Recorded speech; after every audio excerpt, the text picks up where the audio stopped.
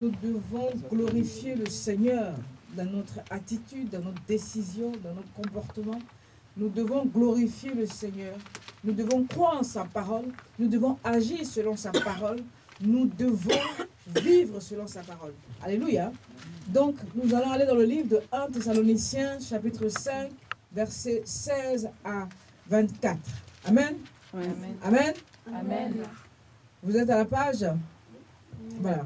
Soyez toujours joyeux. Alléluia. Amen. Priez sans cesse. Rendez grâce en toutes choses, car c'est à votre égard la volonté de Dieu en Jésus-Christ. N'éteignez pas l'esprit. Ne méprisez pas les prophéties, mais examinez toutes choses. Retenez ce qui est bon et abstenez-vous de toute espèce de mal. Alléluia. Nous allons déjà commencer par ce passage-là. L'apôtre Paul nous dit dans ce passage, soyez toujours joyeux. Qu'est-ce qui peut nous rendre toujours joyeux? Hein? Voilà. L'Esprit Saint nous rend toujours joyeux. Celui qui est réellement converti, même dans les épreuves, demeure toujours joyeux. Alléluia. C'est le signe de la foi. Je traverse des épreuves, mais je demeure toujours dans la joie. Dans la joie parce que j'ai un Seigneur. Un Seigneur qui est capable de transformer les choses. Un Seigneur qui est capable de changer les choses. Donc, je n'ai point à m'en faire parce que je sais qu'il peut changer la situation que je vis. Amen.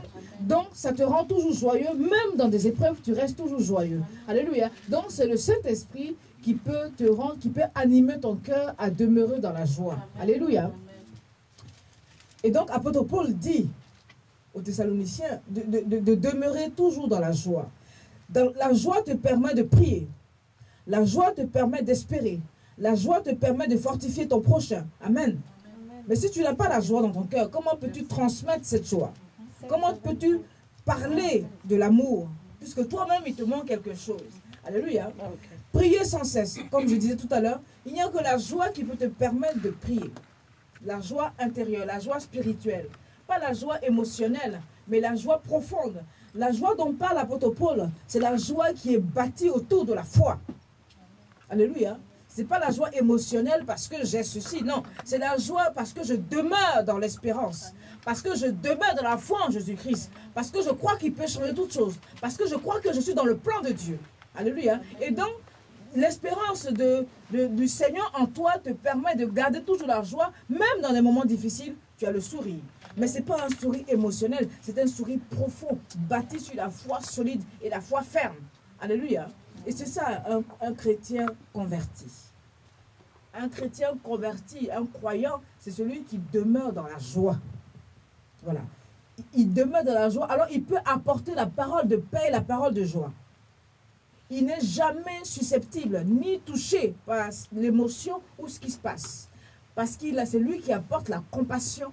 Il est compatissant parce qu'il a la joie en lui. Alors il transmet la joie à ceux qui ont le cœur brisé. Voilà. Le chrétien est celui qui apporte la paix.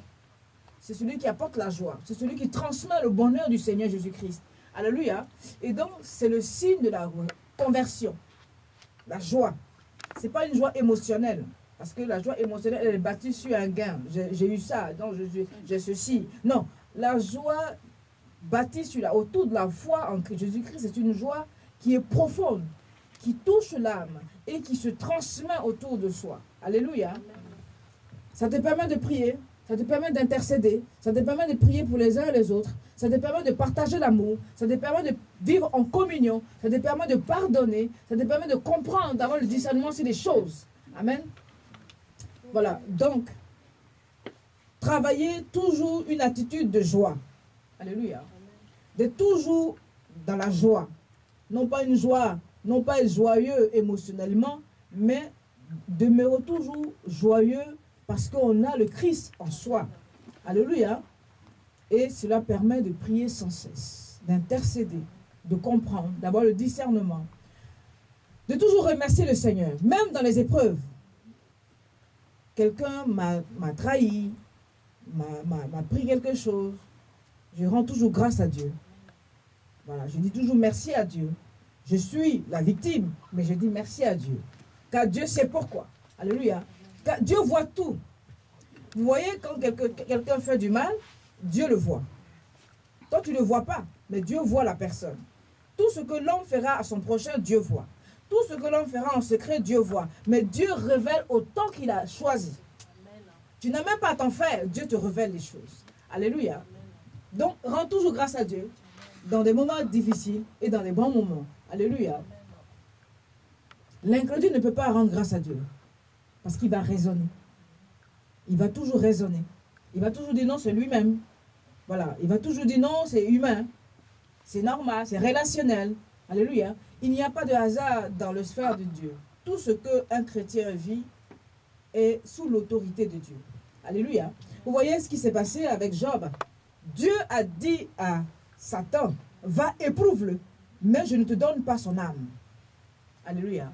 Ça veut dire que Dieu a l'autorité, le pouvoir de diriger toutes choses sur la terre. Alléluia. C'est pour cela que quand tu n'as pas le discernement, tu peux juger de tout et sans comprendre. Alléluia.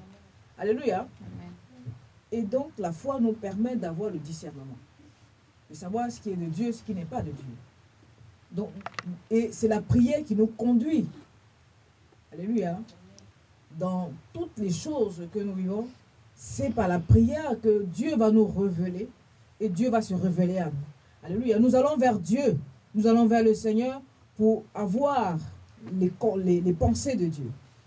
Si tu veux obtenir des solutions, tu vas vers le Seigneur et Dieu se révèle à toi. Alléluia. C'est dans la prière que Dieu va te révéler ses pensées et ses conseils et ses révélations. Voilà. Les prophéties nous permettent de tenir. Et on peut croire à la prophétie que par la foi. Parce que la prophétie, ce n'est pas de la voyance. Alléluia. La prophétie te dit des choses que toi-même tu n'espères pas. Parce que si tu croyais à ça, si tu espérais à ça, ce n'est pas une prophétie, c'est une confirmation. Alléluia. La prophétie, c'est ce dont tu n'espères pas. Tu n'y pensais pas. Et on te révèle. Parce que ça vient de la pensée de Dieu, ça vient de l'ordre de Dieu, ça vient de la volonté de Dieu. Et donc Dieu te révèle ce que tu ne sais pas. Il dit invoquez-moi, je vais vous révéler les choses cachées.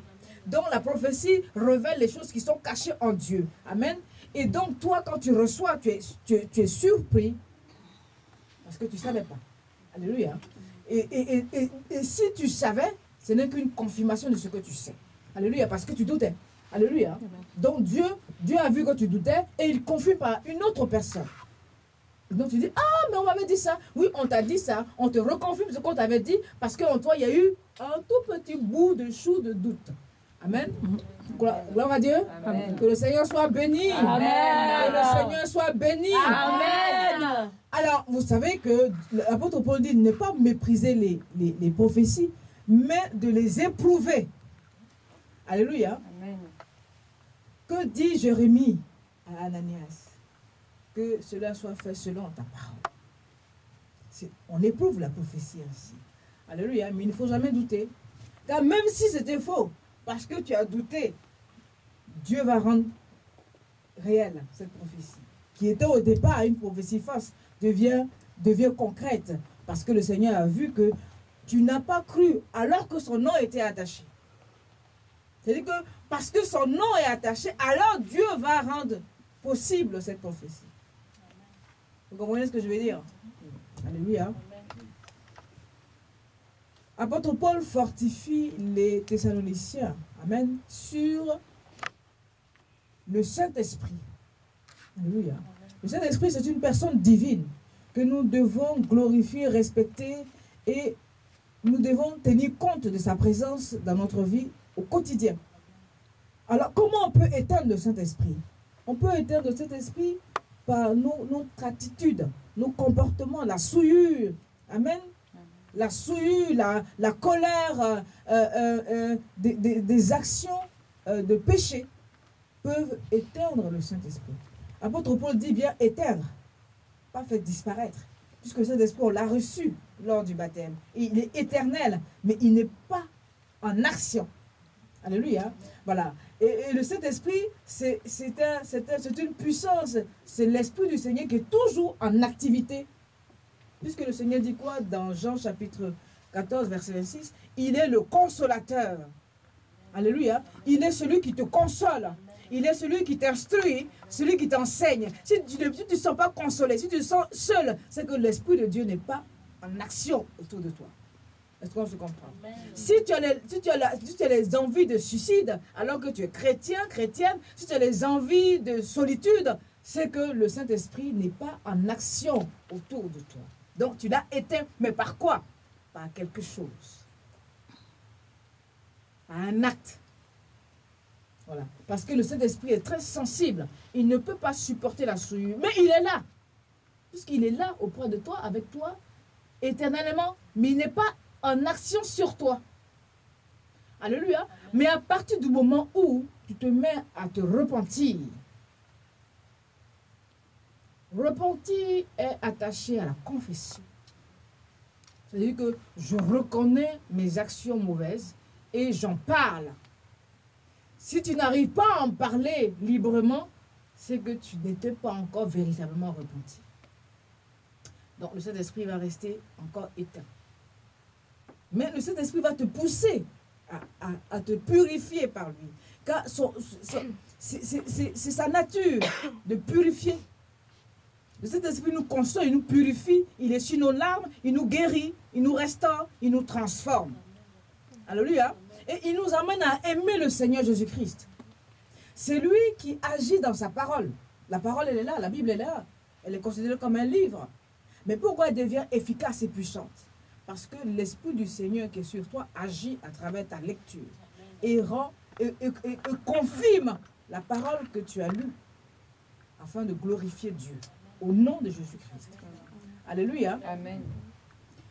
Nous allons continuer pour aller dans le livre de Jean, chapitre 5.